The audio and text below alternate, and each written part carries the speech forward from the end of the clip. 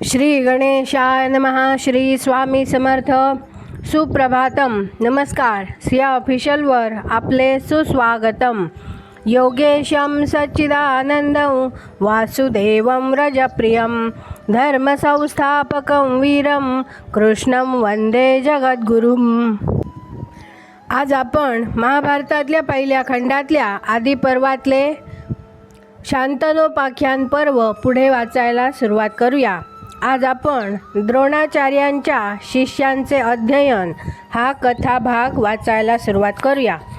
वैशंपायन म्हणाले, राजा जन्मेजया, भीष्मांनी द्रोणाचार्यांचा यथोचित सत्कार केल्यावर महातेजस्वी द्रोणाचार्यांनी कौरवांच्या प्रासादामध्ये विश्रांती घेतली आणि आचार्यांची विश्रांती आटोपल्यावर भीष्मांनी त्यांना अनेक प्रकारचे धन अर्पण केले आणि आपल्या नातवंडांना म्हणजे कौरवांना व पांडवांना आणून त्यांना शिष्यत्वाच्या नात्याने द्रोणाचार्यांच्या ताब्यात दिले. भीष्मांनी द्रोणाचार्यांना धनधान्यांनी समृद्ध असलेले एक चांगले सुरक्षित घर राहण्यासाठी दिले आणि त्या महाप्रतापी द्रोणाचार्यांनी धृतराष्ट्राच्या पुत्रांचा आणि पांडवांचा संतुष्ट मनाने शिष्य म्हणून स्वीकार केला. त्या सर्वांचा स्वीकार केल्यावर नम्रपणाने खाली बसलेल्या त्या राजकुमारांना ते एकांतामध्ये मोठ्या उत्साहाने म्हणाले, मुलांनो, माझ्या मनात एक काम करावयाचे आहे. ते सारखे माझ्या मनात घोळत असते. अस्त्रविद्या प्राप्त करून घेतल्यावर माझे हे काम तुम्ही करायचे आहे. कराल ना तुम्ही ते? वैशंपायन म्हणाले. द्रोणाचार्यांचे ते बोलणे ऐकल्यावर राजा जन्मेजया सारे कौरव काही न बोलता स्वस्थ बसून राहिले. एकट्या अर्जुनाने मात्र द्रोणाचार्यांच्या मनात असलेले काम विचारण्याचे अभिवचन दिले.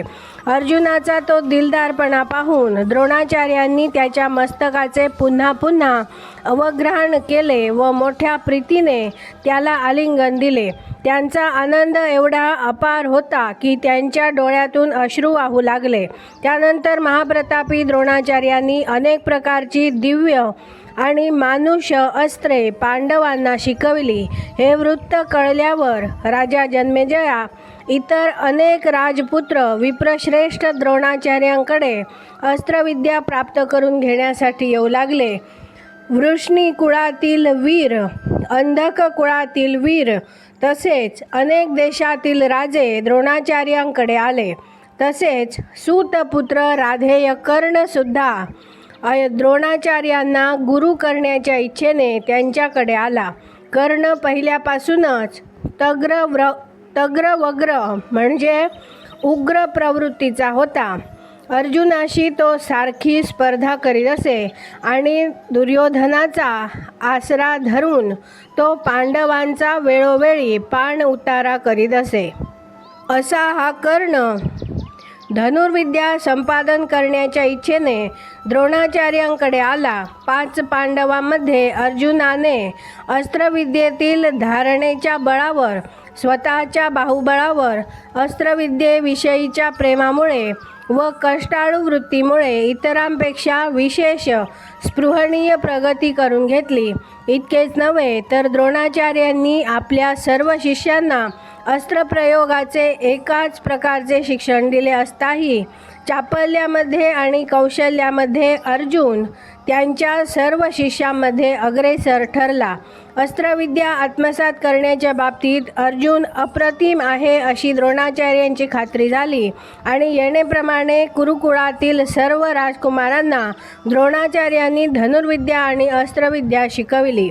मधून द्रोणाचार्य त्या राजकुमारांना कमंडलू देऊन तो पाण्याने भरून आणावया सांगत.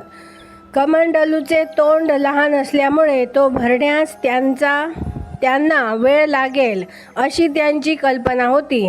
आपल्या स्वतःच्या पुत्राला म्हणजे अश्वत्थाम्याला मात्र ते कमंडलू न देता मोठ्या तोंडाची कळशी देत असत. राजकुमारांपेक्षा तो खूपच अगोदर परत यावा हा त्यांच्या मनातला उद्देश असे. कमंडलू भरून ते राजपुत्र परत येण्याच्या आत द्रोणाचार्य अश्वत्थाम्याला अस्त्रविद्येतील एखादे मार्मिक रहस्य सांगत असत. द्रोणाचार्यांची ही क्लुप्ती अर्जुनाने बरोबर हेरली आणि कमंडलू वारुणास्त्राने तत्क्षणी भरून तो अश्वत्थाम्याबरोबरच द्रोणाचार्यांकडे येऊ लागला. अस्त्रविद्येतील विशेष प्रावीण्य प्राप्त करून घेण्याच्या बाबतीत अस्त्रज्ञांमध्ये श्रेष्ठ असलेला बुद्धिमान अर्जुन अश्वत्थाम्यापेक्षा थोडासुद्धा मागे पडला नाही. आचार्यांची सेवा करण्याच्या बाबतीत अर्जुन नेहमी प्रयत्नांची शिकस्त करीत असे. धनुर्विद्येत आणि अस्त्रविद्येत अर्जुन नित्य तत्पर आणि दक्ष आहे हे द्रोणाचार्यांना दिसून आले. अस्त्रविद्येतील त्याची एकाग्रता दिसून आल्यामुळे तो द्रोणाचार्यांचा फार लाडका झाला. एकदा द्रोणाचार्य आचार्याला एका बाजूला घेऊन म्हणाले, अर्जुनाला तू रात्री कधीही कमी उजेडात जेवावयास वाढू नकोस आणि मी तुला हे सांगितले आहे असे अर्जुनाला तू कळू देऊ नकोस. एकदा असे झाले की अर्जुन जेवावयास बसला असता जोराचा वारा सुटला आणि तेथे जळत असलेला दिवा एकाएकी विझला.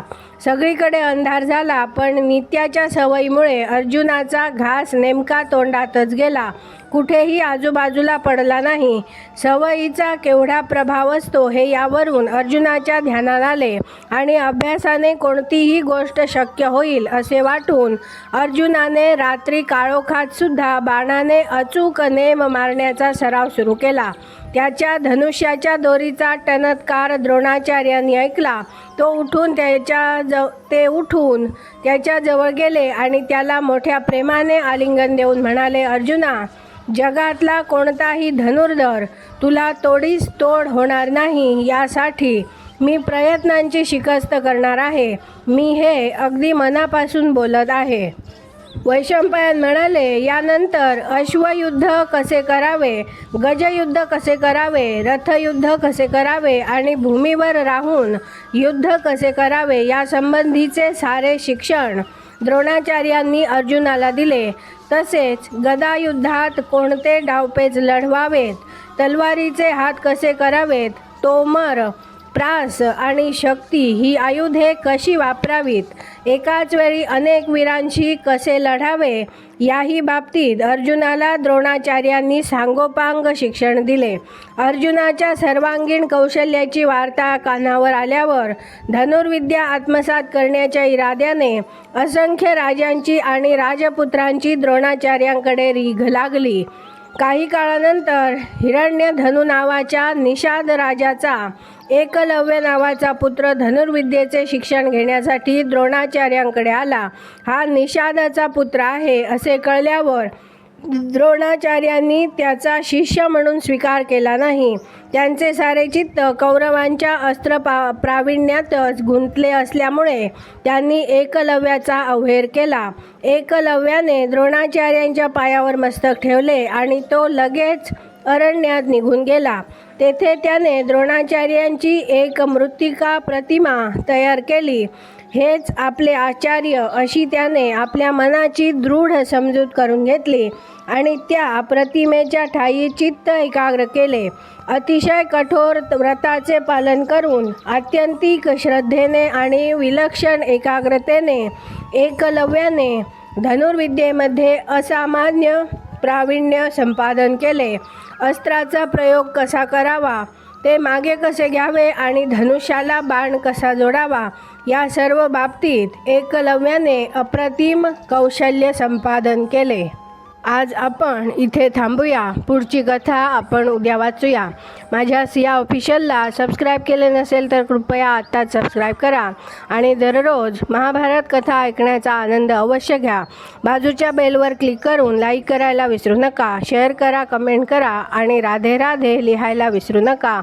धन्यवाद. जय श्री कृष्ण.